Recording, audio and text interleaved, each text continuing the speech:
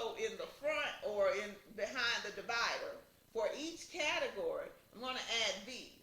So this is the root vegetables, and it tells you what's included in the root vegetables, so you can know what's behind that category, or you remember, or you know how to file them. This reeled in all of the categories I could have had, because I was thinking, okay, let me do onions, let me do beans, let me do radishes, but why have 50 different categories when you could kind of reel it in? So this kind of leads you to that. You know that the root vegetables include the beets. So you say, darn, where did I put the beets?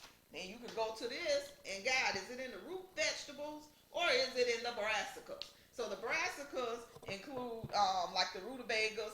I didn't realize it included the cauliflower, the broccoli, the Brussels sprouts, so, and the kohlrabi. Because I was like, well, darn, where would I put the kohlrabi? So now I know. I didn't even realize the kale was in the brassicas. So I got some education while doing this.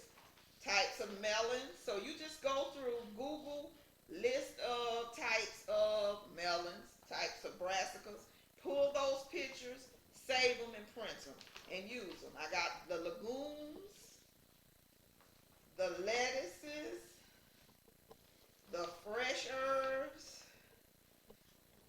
Not that I have any of these flowers, but I put types of common bee flowers, so when I make my order next year, I may actually order some of these.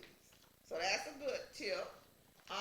Tomatoes and cucumbers. And then I found something real helpful. Summer squash, winter squash. You can even put what you use the squashes for, how they taste, the winter squash.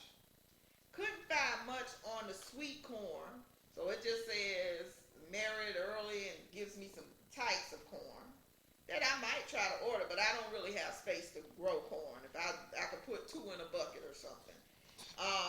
Peppers. Now it did give me a lot of, because you may go through Baker Creek or some other seed shop, start ordering seeds, but you need to look up some of these seeds, because they got the super hot seeds, and you may think they like a jalapeno, but no, these things are on 600,000, 900,000, super hot, and you end up ordering something you can't even eat. So that was a very good one.